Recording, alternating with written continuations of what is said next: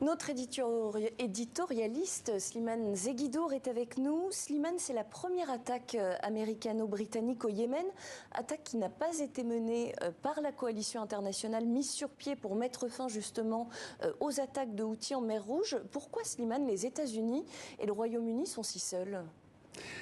Parce que les pays européens qui sont leurs alliés n'ont pas voulu entrer dans cette coalition parce qu'ils savaient qu'une attaque frontale par les grandes puissances du Yémen transformerait la guerre israélo-palestinienne autour de Gaza en conflit régional, donc international.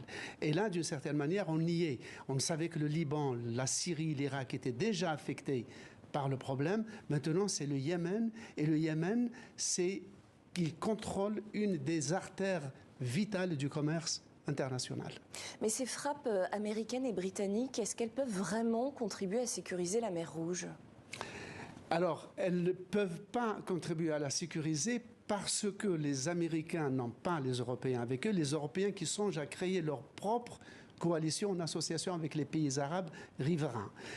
Pourquoi ? Parce que d'abord, les Houthis se sont préparés à un conflit de longue durée dans ce contexte. Ils ont des armes, ils sont aguerris après 5 ans de guerre contre une coalition arabe conduite par l'Arabie Saoudite et les Émirats. Ils ont des missiles, ils ont beaucoup de ressources.